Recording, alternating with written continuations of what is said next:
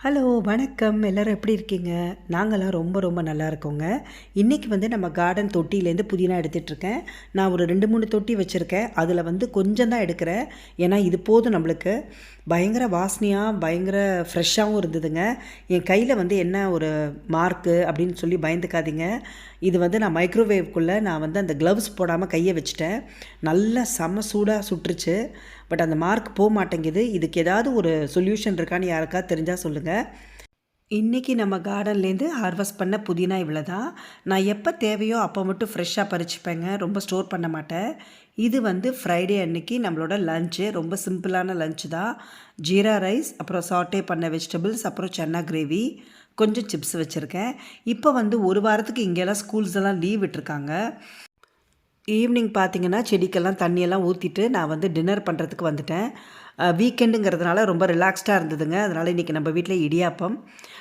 So lemon idiyappam, அப்புறம் காரத்துக்கு மிளகு, அப்புறம் ஸ்வீட்டுக்கு தேங்காய், நாட்டு சக்கரை போட்டு சாப்பிடுவோம்.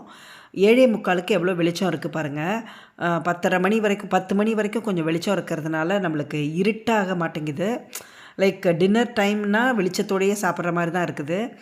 அதனால் இன்றைக்கி கொஞ்சம் ரிலாக்ஸ்டாக இடியாப்பம்லாம் பண்ணி முடிச்சுட்டு நாளைக்கு சாட்டர்டே அன்றைக்கி கொஞ்சம் பிளான் பண்ணி வச்சுருக்கேன். இது அடுத்த நாள் காலையில் க்ரோசரி வாங்குறதுக்காக போகிறேன். எங்கள் வீட்டுக்கு எதிரில் இருக்கிற கடைக்கு தான் போயிட்டுருக்கேன். நான் அது கொஞ்சம் ஹெவியாக க்ரோசரி வாங்குறதுனால இது மாதிரி ட்ராலி பேக் எடுத்துகிட்டு போயிடுவேன்.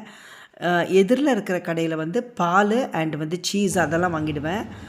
இன்னொரு கடையில் மற்ற திங்ஸ் ப்ரெட்டு அப்படி தான் வாங்குவேன். பிரித்து வச்சு தான் வாங்குவேன். பாருங்கள், பாலெல்லாம் எடுத்துட்டேன்.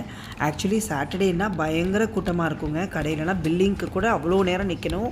இன்றைக்கி நான் ஏர்லியாக வந்துட்டேன் போல இருக்குது. ரொம்ப ஃப்ரீயாக இருக்கிற மாதிரி இருந்தது. அதுக்கப்புறம் வீட்டுக்கு வந்துட்டு என்ன பண்ணேன்னு பார்த்தீங்கன்னா, இந்த மாதிரி கிளாஸ் பாட்டில்ஸ் எல்லாம் நம்ம நார்மல் குப்பையில் டிஸ்போஸ் பண்ண முடியாதுங்க. இதுக்கு வேறு ஒரு இடம் இருக்கும். அவங்கவுங்க ரோட்லேயே பார்த்திங்கன்னா எண்டில் இந்த மாதிரி வச்சுருப்பாங்க. மோஸ்ட்லி எல்லா ரோட்லேயும் எல்லாரோட ஸ்ட்ரீட்லேயும் இருக்கும். இது நம்மளோட ஓல்டு க்ளோத்ஸு, அப்புறம் ஷூஸ் இங்கே போடலாம். இந்த மாதிரி க்ரீன் கலரில் தெரியுது பாருங்கள். இதில் கிளாஸஸ் போடணும். இந்த பாருங்கள், போட்டிருக்கு பாருங்கள், ஒயிட் கிளாஸு, க்ரீன் கிளாஸு தனித்தனியாக பிரித்து வச்சுருப்பாங்க. நீங்கள் அந்தந்த கலருக்குள்ள கிளாஸை தான் நீங்கள் அதில் போடணும். அண்டு நான் இந்த காஃபி பொடி, ஊறுகாய் பாட்டில்லாம் வாஷ் பண்ணிவிட்டு தான் போடணும் அப்படின்னு போடுவேன். அப்படியே போடக்கூடாதுங்க. நீங்கள் ஒரு வாஷ் பண்ணி ரின்ஸ் பண்ணிவிட்டு தான் போடணும்.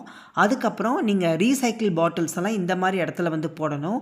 நான் எடுத்துகிட்டு போட்டுட்டு அதுக்கு ஒரு கூப்பன் கொடுப்பாங்க. அதை போய் நீங்கள் கடையில் கொடுத்துட்டு நீங்கள் சாமான் வாங்கும்போது அதை கழிச்சுப்பாங்க. அதாவது எப்படின்னா, அந்த சிம்பிள் போட்டிருப்பாங்க. அந்த பாட்டில்ஸை மட்டும் தான் நீங்கள் போட முடியும். திங்ஸ் வாங்கும்போதே எக்ஸ்ட்ராவாக சேர்த்து தான் வாங்குவாங்க. நீங்கள் ரிட்டர்னில் அதை போட்டுட்டு அந்த பணத்தை நீங்கள் எடுத்துக்கலாம். நாளைக்கு ஒரு வீடியோ